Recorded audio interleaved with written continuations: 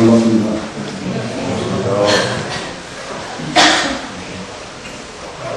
일상사에 와서 독해를 하려면 생각을 한참 못했습니다. 주지식이 여러 가지 어려운 것들을 초청이 해서 여러분들과 인연이 되게 된 것을 정말 진심으로 기쁘게 생각합니다. 아버지가 말 그대로 말없고 흘리는 고향. 그나마 진탕 같은 불교의 현실 속에 실사하는 사람을 그냥 있다는 것이 나한테 참 위안이 되고 또 앞으로 내 희망도 갖게 되는 그런 오늘 10월 초 첫째 가을날 물들어가는 가을빛 속에서 여러분들을 만나게 돼서 오랫동안 기억이 남을 것 같습니다.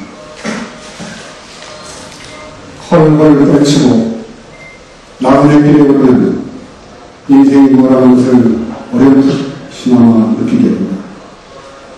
자신의 그림자를 이끌고 아득한 지평을 뚜벅뚜벅 걷고 있는 내 자신을 이만치서 바라볼 수 있다.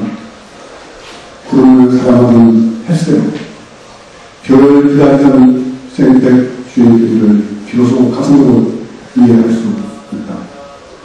낯선 장을 헤매가는 옆구리께로 허우러운 나무의 무수 같은 곳이 스치고 지난다. 나무의 길에 보는 자기 영혼의 무게를 느끼게 된다. 무슨 일을 어떻게 하며 지내고 있는지 내 얼굴을 들여다볼 수 있다. 나무의 길은 자기 정신의 엄숙한 보정이고 인생의 의미를 해롭게 하는 길이다. 그리고 언젠가는 이 세상을 하직할 연습이 될 수도 있을 것이다. 언제 나오는 말씀이십니까? 네? 혹시 들어보신 분? 법정 스님의 그 영혼의 문에 나오는 것 같습니다. 살아계실 때도 어린 왕자, 햇새 좋아하셔서 어린 왕자를 20여 차례 이상 입으시면서 누가 책을 권한다면 어린 왕자가 화엄경을 권하고 싶다고까지 말씀하셨던 이 시대의 경전으로 통했던 어린 왕자를 보시면서 썼던 글 중에 한 구절입니다. 법정 스님께서는 75년도에 송광사 내려가셔서 후회하는 그 시기였죠. 제가 74년도 동안과의 수배를 하고 저희 스님 말씀대로 잠깐 스님 말씀을 겨우 광고를 하고 그 이듬해 첫 번째 선방을 상계 송광사 75년도 하한도에 송광사에서 법정 스님을 처음 뵙게 됩니다. 그때 무슨 일을 위해서 나라를 위한 기도회 같은 행사를 하게 되셨습니다. 그때 법정 스님께서 뒤에 서 계시다 말고 이게 무슨 조계종이야? 차라리 대학을 좀 아우종이라고 바꾸지. 이렇게 말씀하셨던 그 각인입니다. 저한테는 어떻게 보면 법정 스님이 편에 살아왔던 그 모습이나 살아와서 말씀하셨던 그런 엄숙하고도 날카로웠던 신에 대한 비판적이신 것들이 아마 제가 흉내내려고 했던 그런 모습 중에 하나였던 거 아닌가 그런 생각이 듭니다. 75년도 같으면 법정 스님께서 44살이나 되셨을 거라고 생각합니다. 3살이나 4살. 그 작년에 그 시대 서울에서 봉사 다리안에 계시다가 도리학원으로 내려오셔서 공부하시면서 썼던 주옥 같은 글들, 무소유, 영랭공, 설문 사람들, 이런 그 산문 필집들이 얼마나 한국 사회에 영향을 줬는지는 아마 여러분들이 더 잘 아시고 생각합니다. 그 책을 보고 출간한 사람도 많고, 법정 스님의 글을 읽고 정보를 바꾼 다른 종교에서 불교를 바꾼 그런 사람들은 또 부지기수로 많이 봤어. 그만큼 이 시대 스승님, 성당에 도와서 직접 그것들이 감통한, 그런 중배설, 닭배설 만큼만 중배설에 대해서는 쳐다보시지도 않으면서 평생을 사시면서 이 시대의 아름다운 언어와 힘을 울리는 그런 삶수필집으로서 불교는 많은 분들에게 부처님의 사상을 전달했던 정말 이 시대 마지막 스승이었다고 저는 생각합니다. 그런 어른의 기운이 가득 깃들여져 있는 비상사에서 아무리 제가 법회를 하게 된 것이 너무 걱정이 돼서 어제 아침 법회 준비하려 이런 것을 망감이 좋지 않은 그런 마음으로 어제 밤을 거의 지배다시피 했습니다. 여러분들을 이렇게 뵈면서 이 자리에 앉게 되니까 더욱더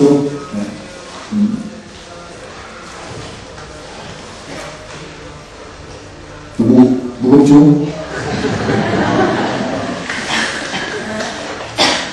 재밌는 얘기 하나 해드릴까요? 네.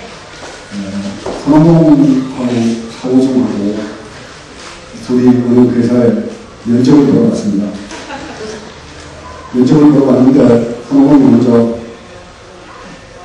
면접실에 들어가니까 면접관이 묻기를 누구를 제일 존경하는가? 그러니까 세종대왕입니다. 대답이 괜찮죠? 그러니까 그 다음에 3년동안 내려가는가? 1919년이요. 맞죠? 대답이 그렇게 되고 그러니까 외계인이 있다고 생각하는가? 그렇게 묻으니까 외계인이 있다는 과학적 증거는 어디에도 없으나 그럴 수 있는 가능성이 충분히 있다고 생각하는 거예요. 그런데 사원이 사랑하는 동생 사오정이 조금 좀 지능이 무관한 사오정이 없죠. 사오정은 내가 걱정이 돼가지고 처음에 들어가니까 존경하는 사람이 누구냐? 물어보면 세종대왕이라고 했다. 세종대왕. 그 다음에 한민은 누구는 대회를 하느냐? 1919년에 일어났다. 외계인이 누구냐? 그래서 외계인이 있다는 과학적 근거는 확실치 않나? 없다라고 할 수도 없다. 이렇게 대답을 했다. 그래서 사오정이 그 부지런히 읽었습니다. 세종대왕. 용을 주는 세종대왕. 한국은 1919년 외계인이 있다는 확실한 과학적 근거는 없으나 없다라고 할 수 있다. 그래서 계속 배웠는데 배우다 보니까 묻는 거는 다 없어져버리는데 가장만 하고 있어요. 그 사오정이 면접실에 딱 들어가니까 외계인이 누구냐? 세종대왕.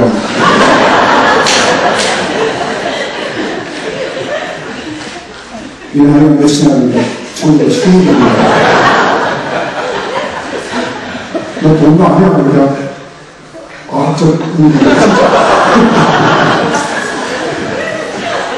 과학적 근거는 진짜 못하는 그렇지 않다고 무슨 얘기야? 참 그렇죠. 혹시 여러분들이 사오정이라는 사람 모르셨어요? 네? 사실은 우리가 사오정이죠. 이 굳어진 사고, 잘못 인식되어 있는 사고에 의한 굳어진 생각들이 혹시 사오정으로 살면서 사오정 얘기하면 다 웃어요. 사실은 어떻게 보면 불교는 이런 사오정을 벗어나기 위한 큰 자기 성찰과 노력이라고 저는 생각합니다. 어려운 게 없다는 거죠. 너무 쉽기 때문에 너무 엄숙한 거룩한 모습을 보여보기 때문에 사실은 부처님의 참 아주 그 쉬운 가르침에 우리가 가까이 못 가고 있다고 저는 생각합니다. 한 가지 예를 더 들어볼까요? 옛날에 어느 상인이 여당딸을 둔 상인이 급해서 고리대금 업자들한테 돈을 빌렸었습니다. 갚을 길이 없어요. 사업이 많아가지고. 그러니까 이 고리대금 업자가 그 상인이 되는 일본 딸이 탐이 나는 거예요. 그래서 하루는 그 상인을 불러가지고 자네가 비서관 같은 놈 내가 고발을 하고 지역을 할 텐데 나하고 내기를 하자. 여기에서 자네가 이기면은 빚을 상담해주고, 내가 이기면 자네 딸을 내 처분을 드리도록 할 테니까 그렇게 약속을 합니다. 선생님 잘 안 들려요. 안 들려요? 네. 잘 안 들려요. 조금 키웠으면 좋겠어요. 마이크가 좀 올려서 그래요. 울려서 그래, 마이크가.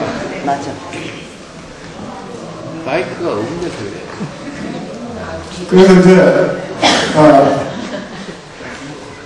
그, 고려의 목자가,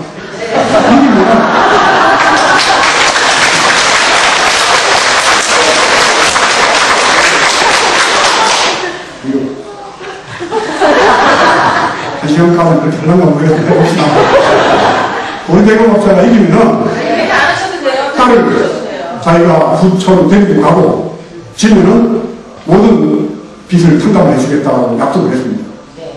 그런데 그 내기가 뭐냐면은 주머니에다가 까만 돌과 하얀 돌을 넣어서 너희 딸이 하얀 돌을 끓이면은 너희가 이긴 거고 까만 돌을 끓이면은 진 거니까 너희 딸이 나한테 시집을 와야 된다. 이렇게 약속을 했어요. 약속을 했는데 확률은 50%죠? 반반이죠? 뒤에도 들립니까? 들려요? 반반인데 고리대금 업자라는 게 그냥 고리대금 업자겠어요? 내기를 하는데 주머니 속에 이미 까만 돌을 두 개를 넣어요. 까만 돌. 뭘 찍어도 이 딸은 까만 돌을 그릴 수 있겠어요.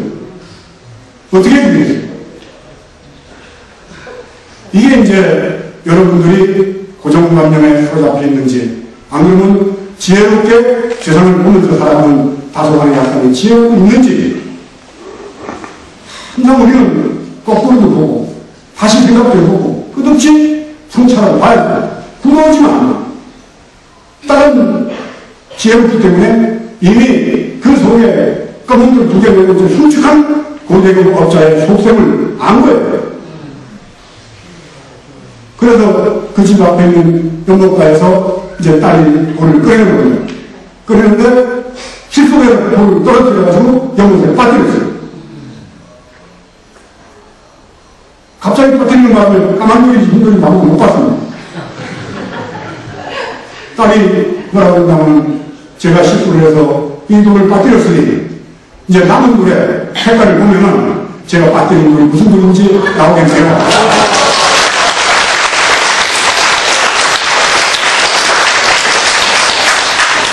이게 지혜죠. 네. 지혜라는 게, 그 주님이 말씀하시는 지혜라는 게 크게 다른 게 아닙니다. 마저가 공부하는 학자들이 찾아오면 웃습니다. 이마타고 이마타, 돌아오는 널때리고, 도루자라는 널때리다. 이게 무슨 공안으로 들어갑니다. 1700 공안 중에 인천의 정강 조실 스님께서 학자들이 조금 변성을 했다, 알았다, 깨달았다는 사람이면 이 공안을 묻습니다. 이마타고 이마타, 어떻게 네가 이 방을 변하겠느냐? 이렇게 묻습니다. 이 대답을 해야죠. 지금 제가 먼저 말씀드린 검은돌, 흰돌의 힌트가 달렸습니다. 이 돌을 멋지게 대답을 해야지 그래도 정진을 좀 했다. 공부를 좀 했다. 네가 조금은 생각이 차이어졌다라고 인정을 받을 수가 있는 거예요. 저 말씀 알아두시겠습니까? 네. 절대로 어려운 게 아니랍니다.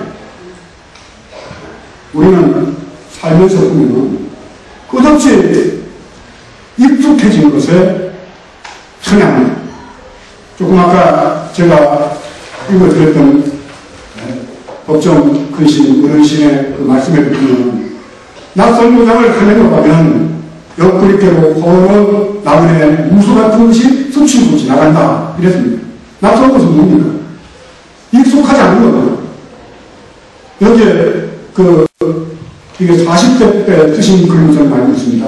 40대 때 이미 익숙해짐으로부터 벗어나는 우리의 삶의 문제를 설명을 쭉 한번 해보시면 아주 읽기 편하게. 나그네 길은 자기 정리에 엄숙한 도정이에요. 이 나그네 길이라는 건 맨날 왔다 갔다 하는 건 길을 다니는 게 아닙니다. 낯선 곳, 전혀 익숙하지 않은 길. 여행, 관광과 여행은 다릅니다.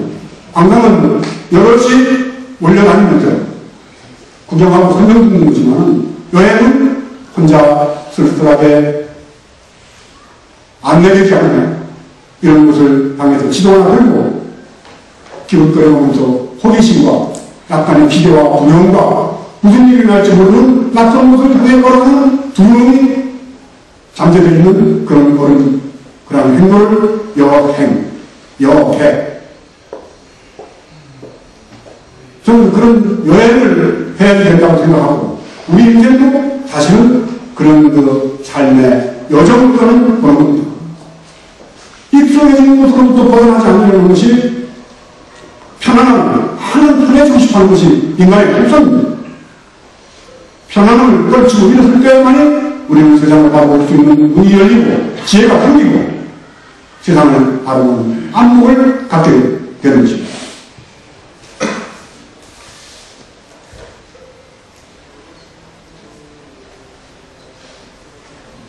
우리가 그러한 익숙한 것부터 벗어나려면 욕심을 버려야 돼요. 편해지려는 욕심, 많이 가지려는 욕심. 세상이 지금 너무 물질적 욕망으로 치달다 보니까 이제 도덕도 무너져버리고 기본적으로 사람이 가져야 될 양심조차도 무너져버리는 그런 세상이 됐습니다. 종교, 정치, 사회 곳곳이 다 다시 돌이킬 수 없을 정도로 지금 사회가 혼탁해졌다. 밥 먹고 자고 일어나 직장 나가고 남들이 하는 대로 따라서 왔다 갔다 하면서 하루하루 보내면서 통장에 돈 좀 풀어놓는 거, 나가서 명품 하나 사오는 거, 그러다가 돈 좀 보이면 얼굴도 투명하는 거. 이런 거로다가 이제 시간을 다 보내면서 행복하다라고 살아가는 우리 인생을 이제 톡톡 떨어지는 나뭇잎을 보면서 생각지그리에 어린 남자를 읽으면서 또 미사도 앞에 갈매기의 꿈을 이루면서 우리 인생을 해본 돌이켜보는 그런 가을이 저는 되었으면 좋겠어요. 그건 저 역시 마찬가지고 여러분들도 마찬가지입니다. 사실은 제가 이 책은 처음에 스님은 사춘기, 두 번째 책 중국의 약품은 부처가 아프다. 그러고 나서 다시 한번 제 삶을 한번 정리했던 내용인데요.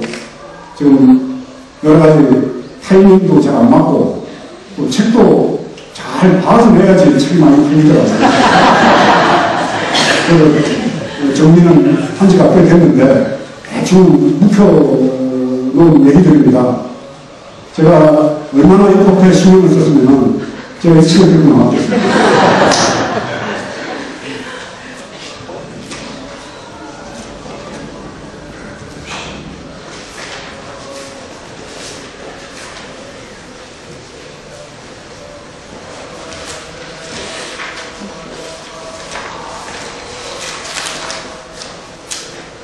사실은 우리가 살아가면서 어느 틀에 딱 갇혀있는, 갇혀있기 때문에 성인, 보내교육자가 물어보는 그 문제, 만약에 돌을 하나 집었으면 꼼짝없이 그 다른 고려대교 목자의 후처로 늙은 사람에게 시집을 가야 되지 않습니까?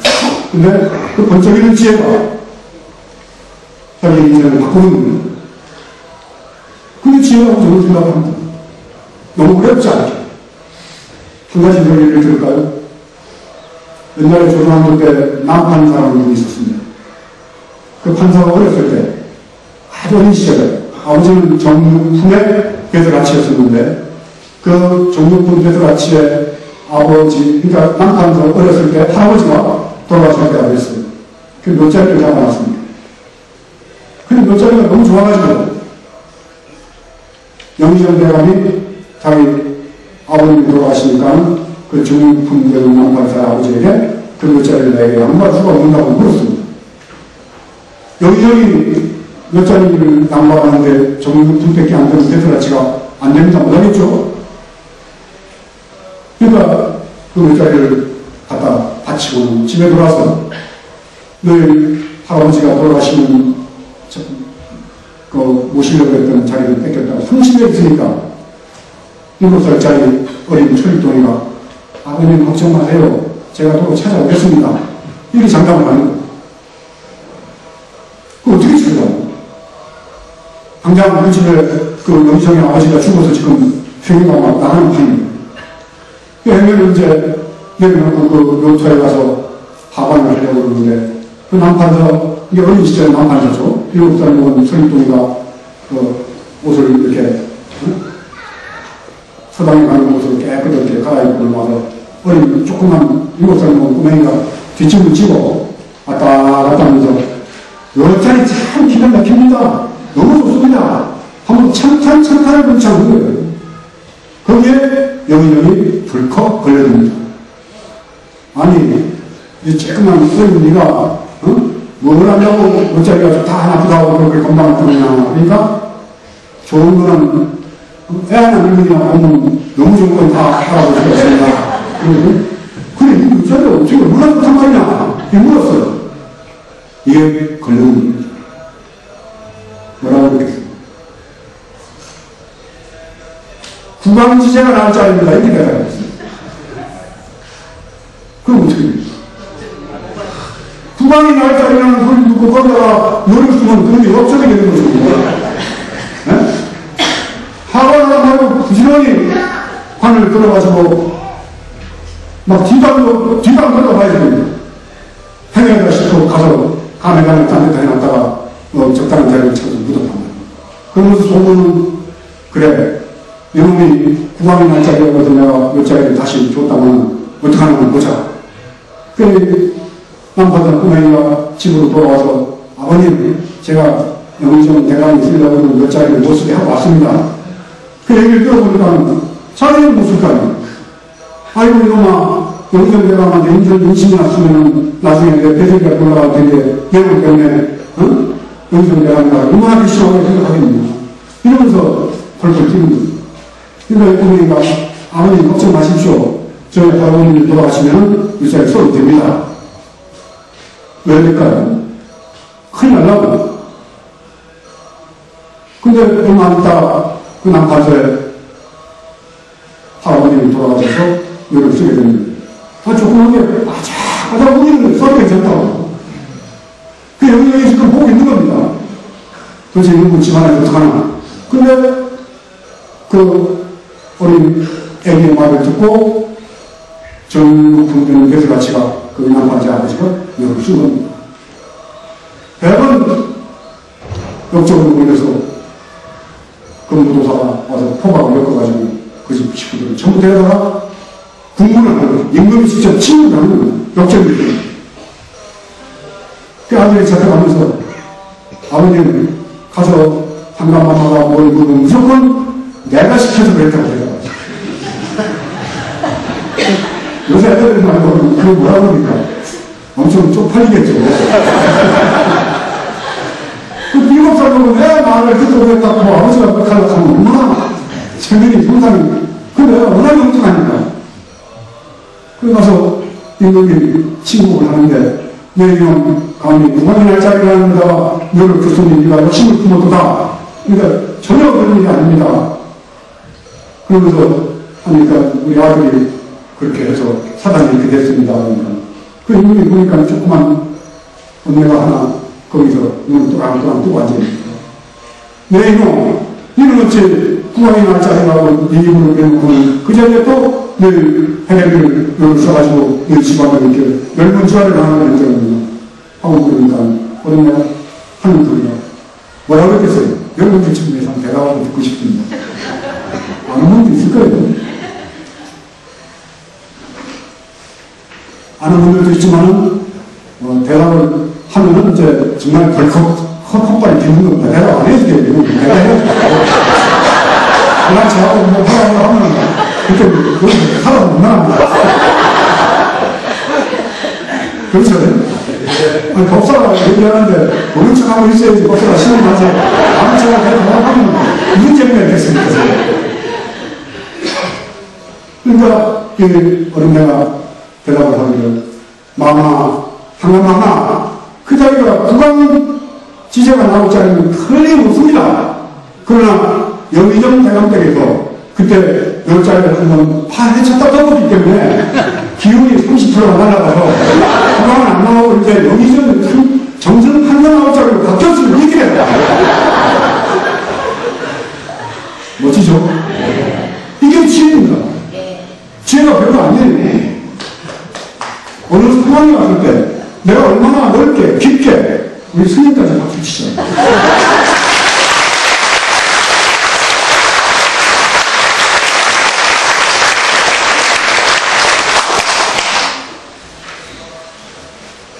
너무 쉽죠? 그렇습니다. 불교는 말입니다. 정말 재밌고 쉽고 그리고 우리 일상생활입니다. 부처님이 참 거룩하시고 정말 이렇게까지 말씀하셨을까 하는 생각이 들 때가 있습니다. 나의 말은 강을 건널 때 뗏목과 같은 강을 건너고 난 후에는 뗏목 버리듯이 나의 말은 버려라.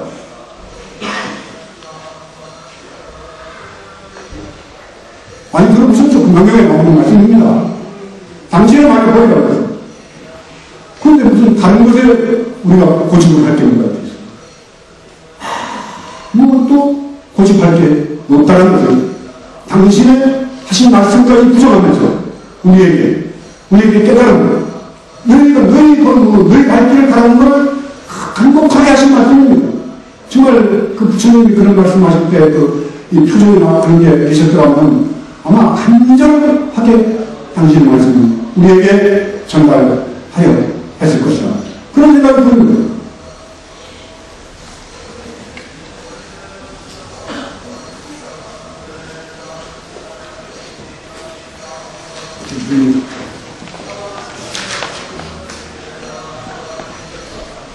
물론 많은 분들이 좋아하는 책입니다. 근데 저는 지금도 누가 책을 꼭 봐야 될 책 그러면은 부처님의 경륜 말고 권하라고 한다면은 제가 쓴 스님은 다 준비한 책을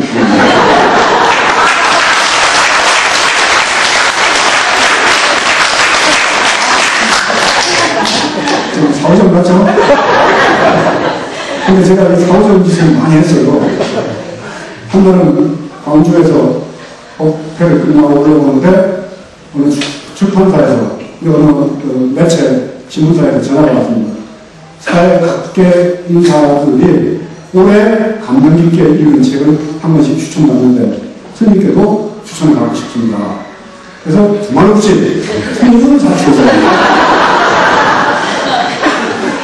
했더니 그 기자가 너무 기가 막힌 거야. 아니 좀 스님책 아닙니까? 당연하지 내 책이지. 그 책 말고는 없어. 그래서 맞습니다. 그 책은 이미 다른 분이 추천했다고 거예요. 그래서 아니 그 거룩한 절을 보고 올해 감명 깊게 읽은 책으로 추천한 사람이 누구야? 누구겠죠? 그랬더니 김민하라고 코미디언 개그우먼 김민하 씨죠? 그래서 이제 우리 같이 다니는 병문이 보고 병문아 김민하 전화번호 한번 알아봐라. 바로 생각했습니다. 제가 명진이라고 합니다. 그랬더니 전화 선생님들은 펄쩍펄쩍 뛰어요. 선생님이 전화 주셨다고. 그래서 우리 김민하 씨가 어떻게 사춘이라는 책을 보고 올해 감명 깊게 그 책으로 추천을 해서 내가 전화를 한번 합니다. 그랬더니 너무 감동 깊게 두 번이나 했는데 정말 자기가 태어나서 제일 감동 깊게 읽은 책이라고 했는데 그래서 제가 김민하를 높게 평가합니다.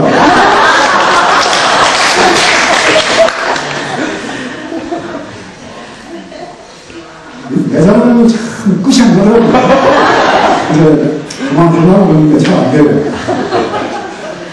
가장 높이는 제가 가장 멀리 보다 갈매기의 뿐이죠? 다 바꾸셨을 겁니다. 아마. 불상사 법정 큰신 어르신 계시고 다니는 분들이 아니면 안 되겠고, 어린 왕자, 또 헬만헤세, 백명이라든가, 원형측은 다들 보셨을 거라고 생각합니다. 물론 스님은 다 즐기도 말하고. 갈매기 꿈에 보면 참, 천국 땅에 기어다니면서 생선을 썩은 머리나 쪼아먹고, 인간이 버리는 땅구들이나 쪼아먹으면서 이렇게 살다가, 정화단 높이 알면서 새로운 인생의 가치를 찾아가죠. 저는 우리 수행하는 스님들이 가는 분들이 똑같다고 생각합니다. 사회에서 돈을 벌고, 명예를 받고, 가족을 누리고, 부자가 되고, 명성이 높아지고, 하는 그 길을 꼭 갈매기들이 때문에 모아놓은 돈으로 대장질을 하고, 갈매기 왕초가 되고, 또 등치가 큰 갈매기는 남의 걸 뺏어서 지가 먹기도 하고, 우리는 먼저 살아가는 그 모습을 보다가, 종아단이라는 갈매기가 나와서 왜 튀어나가서 뭡니까? 아, 이것만이 아니구나. 바닷가에서 빵꾸석이나 붙어먹고 썩은 생선 머리나 붙어먹는 그런 것이 아니구나 하면서 높이 빠르게 나는 그런 길을 선택하면서 나오는 명언 절구들이 갈매기의 꿈에 기억이 많이 납니다. 이 책도 법정 근생님께서 정말 좋아하셨던 그런 책으로 알고 있습니다. 사실은 그 조나단이 일상적으로 살아가는 갈매기들 속에서는 이단이죠. 네? 이단이죠. 다 풍물에 사는데 혼자 높이 날렸다고 말하다가 그 갈매기 떼로부터 이단시되고 쫓겨나오고 그거는 막 쪼아가지고 그 밑에 가시는 문화가 있었습니다. 우리도 흔히 말합니다. 원하는 걸 정맞는가? 또 한 번은 계란으로 파헤친다. 또 바람 부는 대로 물결을 치는 대로 눈치 보면서 그냥 살아라. 이게 세상을 지혜롭게 사는 걸 알고 있습니다. 적당히 타협하고. 뭐 때문에 조나단같이 높이 빠르게 날아다가 자기 종족들부터 무시당하고 쫓겨나고 그러나 그런 외로운 속에서도 끝없이 자기 길을 걸어갔던 조나단이 득도하는 과정을 그려놓은 것이 갈매기의 꿈입니다.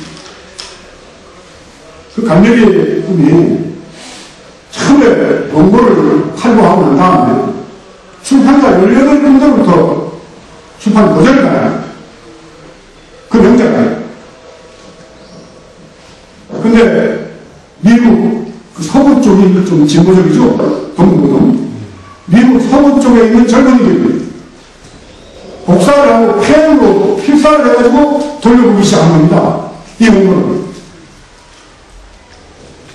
그러다가 몇 해가 지나니까 그 책이 일반인들한테 가면서 출판이 돼서 세계적인 베스트셀러가 됐는데 1970년 뉴욕에 있는 맥밀런이라는 출판사에서 출판이 정식 출간되는데 당시에 베스트셀러였던 것이 바람과 함께 사라지다. 아시죠? 그때 같은 반열에 올랐습니다. 리차드 바퀴 갈매기 꿈. 5년 만에 미국에서는 700만 부가 나옵니다. 갈매기. 지금은 4천만 부가 나간 글로벌 베스트셀러. 지금도 좀 사서 사람들한테 권합니다. 어린 왕자도 권합니다. 그리고 분도 출판사, 카톨릭 출판사에 온 꽃들에게 희망. 같은 내용입니다. 꽃들에게 희망. 옛날에는 골목에다가 그런 책을 하나도 나면서 기차관에서 만나는 사람도 마시죠. 버스 차량도 마시죠. 그런 것도 있었어요. 근데 이 갈매기의 꿈이라는 책이 그 당시에 나왔을 때 가톨릭 기독교 목사 성직자들을 통해서 이 책 불명분이 벌어집니다. 5만원 제로 가득 찬 작품입니다. 하나님의 세계에 도전하는 책. 하나님의 도전하는 책입니다. 평범하게 안 다루고 더 높이, 더 높이 시의 영역을 치고냈다고 해서 이 책에 대한 판매 금지, 불매운동이 벌어졌습니다. 그럼에도 불구하고 지금도 어떤 경쟁이든 깊고 간절하고 깊이 있게 우리에게 살아가는 삶의 지혜를 얻을 수 있는 수행의 길을 열어주시기라고 저는 감히 말씀드립니다.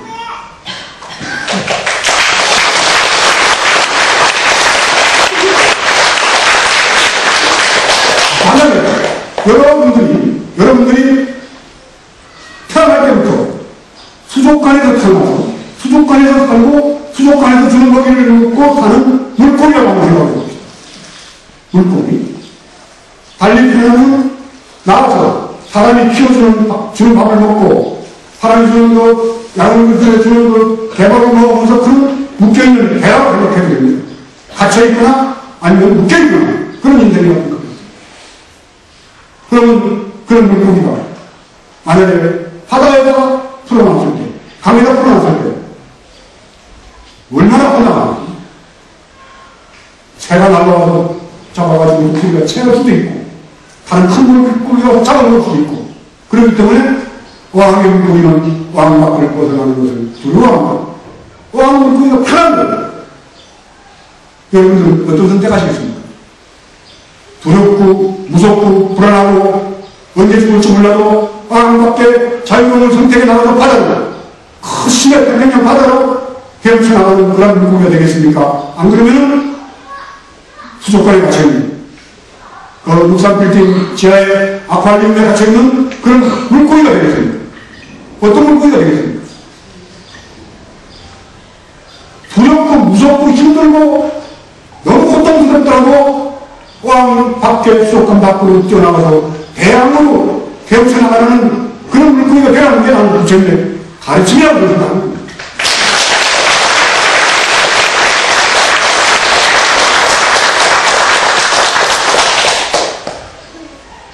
오랫동안 닭장에서 갇혀있던 닭이 DNA가 변하면 옛날에는 새였습니다. 공룡의 후예라고 합니다.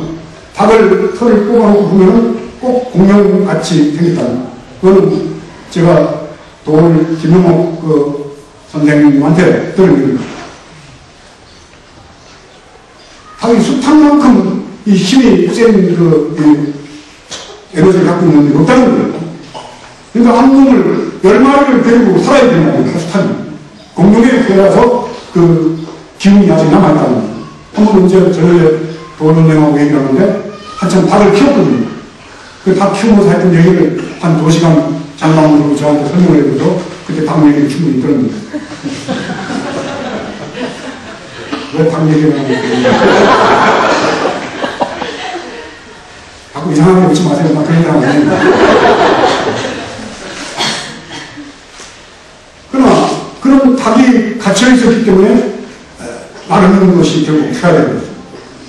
우리도 오랫동안 갇혀 있었습니다. 오랫동안 고정된 관념 틀 어느 사고에 들어가 갇혀 있는 거예요. 이래야 됩니다. 저래야 됩니다. 그 틀로부터 벗어나는 자유를 하면 자유. 성경에 나오는 말씀에도 그렇지만 진리가 너희를 자유케 하리라 나오죠. 진리가 뭡니까? 진리는 여러분들이 무엇으로부터 얽매이지 않아요. 왜 여러분들이 감옥 가서 호승줄을 묶어놓고 여러분들 수갑을 치고는 그리고 독방에다 집어넣으면 거기서 나오려고 하죠. 변호사를 사고 뭐 잘못을 저질러서 감옥을 갔는데 거기서 나오려고 뭐 난리 아닙니다. 재벌들이 제일 못 견딥니다. 정치하는 사람들이 감옥 가면 제일 못 견딥니다. 그러니까 전과자 감옥 가본 사람들은 익숙합니다. 가봤거든. 그러니까 거기 적응이 됩니다. 저는 독방에 가보니까 너무 좋더라고요. 혼자 있으니까. 근데 정치하거나 사람을 많이 거느리던 재벌들은 감옥에 가서 독방에 있으면 미치는 근데 전부 병이거든요. 그러니까 지금 지경한 경제총리나 이런 분들이 재벌 석방에 대해서 지금 감옥에 가 있는 재벌에 대해서 용서해 주자는 말이 자꾸 나오지 않습니까? 너무 견뎌요. 다른 사람의 3배, 4배 고통을 받습니다. 익숙하지 않죠. 감옥에 가면 그렇게 괴로워하면서 이 몸뚱이가 구속되면 괴로워합니다. 근데 그분들이나 여러분들이나 우리들이 생각이 어느 틀 안에 구속되어 있는 거에 대해서는 어떻게 생각해요? 아무 걱정도 안 해요. 여러분들이 갇혀있는 겁니다. 불교를 믿으면 불교에 갇힙니다. 부처님은 잠시 한 말까지 보였습니다. 그리고는 장구자유 충청이 불양열의 행체입니다. 장구에게 충청하는 기운이 있으니 열에 간 곳을 따르지 않는다. 당신 따르는 말은 안 했습니다. 너희들이 내 말에 의지해서 깨달음을 얻어서 너희 걸음을 너희가 바라봐라. 이게 부처님 가르치는 핵심입니다.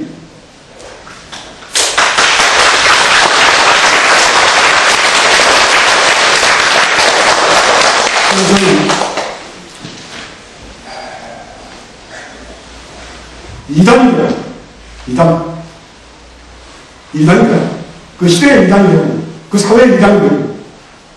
그 집단에서 이단이 되어야지만 새로운 세계를 바라볼 수 있는 눈열린 지혜로운 자가 될 수가 있다. 이단이 되려면 관습, 오랫동안 했던 전통, 아니면 교육계준이다, 환경에 의해서 이루어진 나의 모든 사고의 방향, 틀, 이런 걸 다 깨부수는 겁니다. 그러려면 이단이 돼요. 근데 이단이라는 말이 기독교에서는 범죄시하죠. 이단자. 이단 그러면 주홍 글씨 같이 전혀 모양을 찍어서 그 사람을 납부시키는 이단입니다. 근데 저는 여러분들이 이단이 되기를 바랍니다. 원래는 HERESY에서 헬로스라고 이단이라는 영어로 보면 헬로시. 그 말은 개인의 자유로운 선택이라는 거예요. 개인의 자유로운 선택. 그러니까 하나님이 가르친 이단이 하나는 이제 천국에서 제일 먼저 나오는데 하나님이 가르친 그 말에 복종하고 그 말에 따르고 그대로 안 하고 지가 혼자를 생각해가지고 결정을 내리고 하는 걸 이단이라고 하는 겁니다. 그러니까 우리 불자는 이단이 아니면 불자가 안 되는 거예요. 진정한 부처님의 진화는 무조건 이단이 돼야 돼요. 남이 하는 것에 따라서 그대로. 이건 올바른 불제자가 아닙니다. 다시 생각해보고 고민하면 끝없이 묻고 이런 길을 가야 됩니다.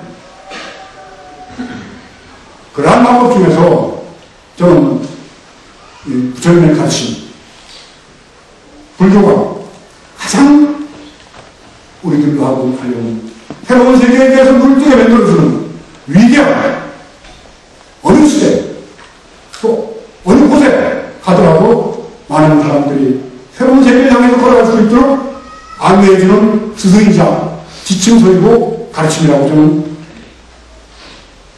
저희 부처님을 그렇게 모셔야 된다고 생각합니다.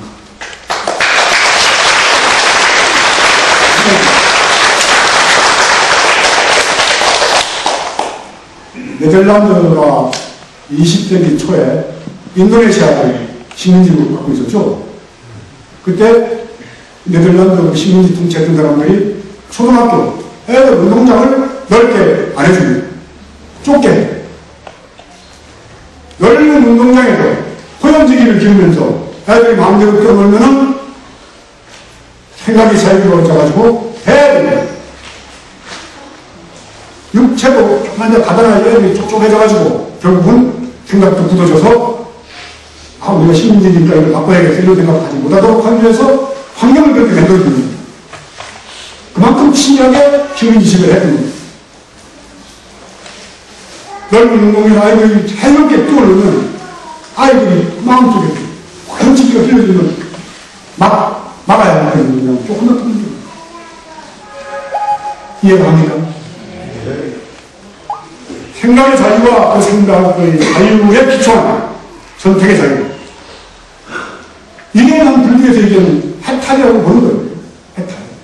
해탈이라는 뭡니까? 벗어나는 거죠. 해탈은 벗어난다는 얘기입니다. 해탈이나 해방? 같은 얘기죠. 해탈이 뭡니까? 해탈. 나는 해탈했다. 벗어났다는 얘기입니다. 무엇으로부터 벗어나는 겁니까? 내가 갖고 있던 고정된 틀의 세계로부터 벗어나는 겁니다.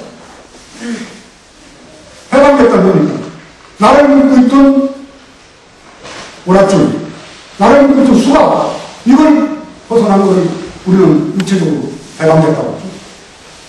정신적으로는 해탈됐다고 한다면 나를 묶고 있던 고정된 사고의 틀부터 벗어나는 거예요. 그러면 여러분들이 갖고 있던 생각을 버려야 됩니다. 지금까지 갖고 있던 고정된 생각들을 여러분들이 다 내려놓을 때 여러분은 해탈한 겁니다. 그럼 여러분들이 갖고 있는 생각을 내려놓으려면 어떻게 해야 되는가에 대한 방법을 설명해 놓은 것이 부처님의 8만 대장들이고, 또 지금 많은 분들이 사용하는 비파사나, 가나선, 연불, 아니면 걷기 명상, 다 저는 기존에 갖고 있는 고정된 관념, 잘못된 의식, 함부로 들어와서 나의 머릿속에 꽉 지배하고 있는 잘못된 생각으로부터 벗어나기 위한 방편으로 보는 겁니다. 오늘 그냥 교수이고 철학가이고 하여튼 공부를 많이 한 사람이 하루는 구두가 고장이 났어요. 구두가 고장이 나서 그 구두를 들고 신발방에 갔더니 신발가게 주인이 문 닫을 때가 돼서 지금 고칠 수가 없습니다. 그러니까 아이고 내가 내일 신어야 되는데 지금 고쳐야 되는데 시간이 좀 걸려서 고칠 수가 없으니까 여기 있는 신발 하나 빌려드릴 테니까 그냥 신고 가십시오. 그 교수가 벌컥 화를 내면서 저람이 나를 어떻게 보고 말이야, 응? 내 남의 신발을 나보고 신으라고 그러냐고 화를 냈습니다. 근데 이 신발가게 주인이 노인이에요. 남의 생각은 잔뜩 빌려서 머릿속에 넣고 다니면서 남의 신발 좀 하고 싶은데 뭘 가지고 그렇게 생각하는 거야.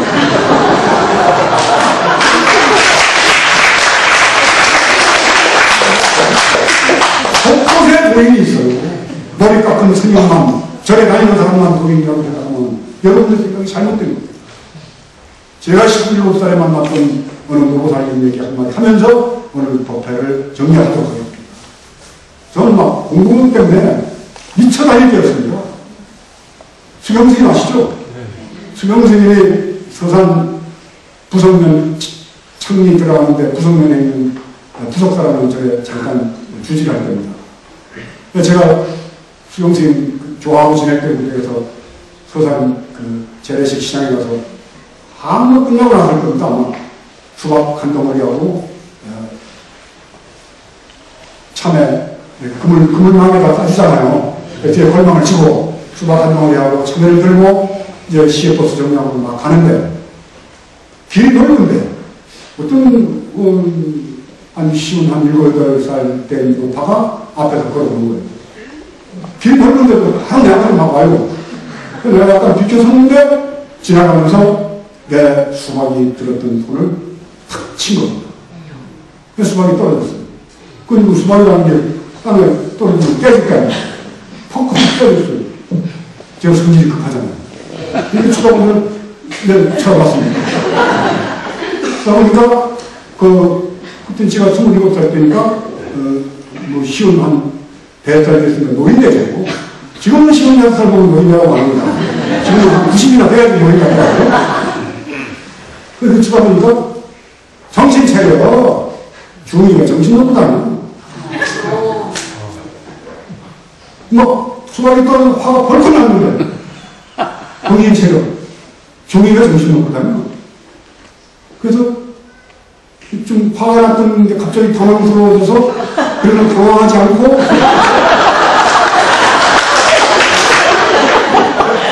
여기서요. 아무 일 없었다는 듯이 어디 근데 좀 만만찮은 그런 기분이 있잖아요. 어디 계세요? 그러니까 귀 눈 아프다고 어디냐고 물어봐. 이러면 어떻게 돼요? 스트레이트 한방 맞고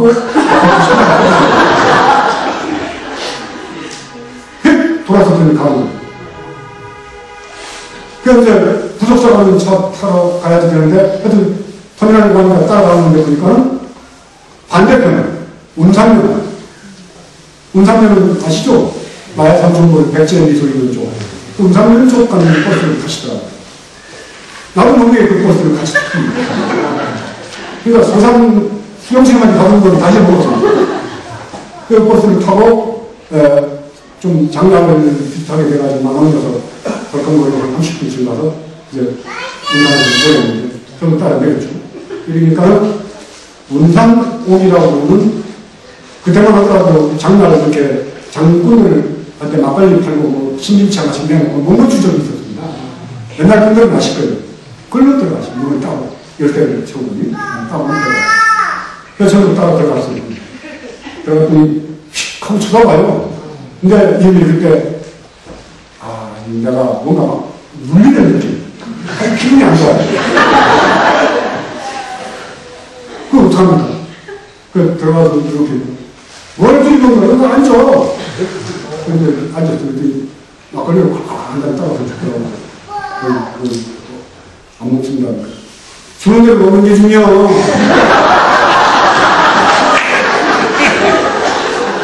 이걸 가려 먹고 저거 가려 먹고 시중을 너무 가려 먹으면 많으니까 주는 대로 먹어. 말은 딱딱 맞잖아. 그런데 앉아서 얘기를 두번 하는데 너 봐봐. 진짜 돈입니다. 내가 만나는 사람들 중에 그 높아만큼 나를 두렵게 했던 사람도 거의 없었던 걸로 합니다. 그러고 보니까 23살에 청상에 애를 하나 벤 채로 남편이 돌아가서 유복자를 안고 홀로 있는 겁니다. 그러니까 참 대단한 분이죠. 그래서 그 애를 낳아가지고 애를 키우면서 20년을 세월을 보낸 겁니다.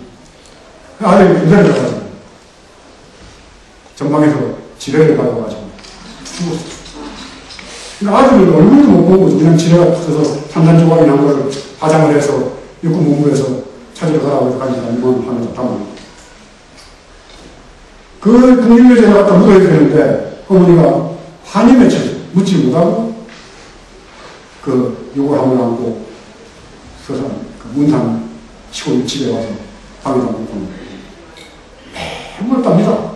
아들 보면서 아들 이름 부르면서 울기도 하고 이놈아 엄마하고 부르면서 엄마 내가 크면 아버지 대신 엄마 잘해드릴게 엄마 고생했어 하면서 그렇게 교성스럽던 아들 이런 여기 와서 이렇게 껴있는 있습니다. 도대체 이렇게 울다가 보니까 도대체 그 아들이 어디 갔는 거? 무엇이 왔다 갔는 거? 까다로운 여기 있는데 그 아들의 시체 엄마하고 부른 목소리 그 따뜻했던 마음 그건 어디 가는 거? 그걸로 간 거. 그러다 보니까 도대체 사는 게 뭔가? 왜 살까? 이런 거 같다. 난 그게 정말 참선이에요. 억지로 어디 가서 무슨 전쟁 때 쌀배로 타듯이 화도 하나 타가지고 앉아서 안 되고 가지고 그냥 하면서 준비 치료를 좀 하고 준비하면 또 돌아가서 뭐 잔소리하고 이건 참선 근처에 못 간 거예요. 문화를 봐야지. 화도하는 게 말입니다. 이먹고든지 조선 묻자든지 뭐든지 이거는 방법입니다. 슬픔이 척하게 우러나오는 사람이 그렇게 아이고 하고 우는 사람도 있고 애고 우는 사람도 있고 흑흑 구멍 사람도 있고 눈만 주르륵 걸리는 사람도 있어요. 우는 방법에 소리에 불과할 뿐입니다. 슬픔이 정말 올라오느냐 슬픔이 정말 올라와서 도대체 이게 사는 게 뭘까 왜 살까 어떻게 살까 여기에 간절한 마음으로 오는 사람은 그건 무슨 화두가 필요해요. 어떻게 우는 방법이 무슨 필요가 있냐면 손을 버럭버럭 메워서 막 땅을 짚으면서 울 수도 있어요. 정말 그렇으면 그러나 참 흐릿할 수도 있는 겁니다. 방법입니다. 비판 하나 하느냐 가라사나 하느냐 연구를 하느냐 절을 하느냐 이거는 정말 진실로 나의 삶의 문제에 대해서 접근해 나가는 사람의 방법에 물게하는 거예요. 참으로 슬픈 사람이 울 때 무슨 방법을 누구냐 그런 건 누구냐 아이고 누구냐 이걸 가지고 다시 말하는 얘기입니다. 정말 우리가 슬픈 하나 물어보라는 거죠.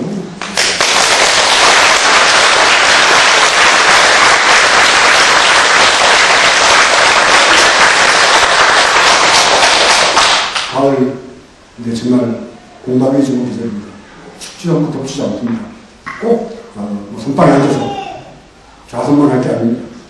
낙엽 툭툭 떨어지는 북한산 둘레길을 걸어도 되고 또 시간이 있으신 분들은 초대산 저쪽 와서 정말 단풍 지금 한참입니다. 걸어와서 걸어도 되고 조용히 앉아있어도 되고 누워서 슬피 우는 사람이 꼭 상층에 앉아서 엄마 아버지 영접을 놓고 우니까 밥 먹다가 울고, 들어도 잠도 왔다는 말도 울고, 맛있는 거 먹다가도 짜들 생각하고 눈물 쭉 쏟아져. 이 정도 돼야지 발심이 됐다고 합니다. 발심이. 그래야지만이 부처님의 가르침에 접근할 수 있는 발심된 수행자, 수행하는 사람이 되는 겁니다. 근데 나이도 들고 이제 살 날도 얼마 안 남았는데도 아직도 불구하고 욕심을 내고 더 많은 걸 갖기 위해서, 더 높은 자리를 갖기 위해서, 뭘 더 많이 만들기 위해서 애쓴다면 그 사람이 지혜로운 사람이 아니고 정말 생각이 꽉 막혀있는 그런 사람이 된다는 말씀드리면서 좋은 가을날 여러분들과 인연 맺어서 한 시간 소중하게 생각하겠습니다. 고맙습니다.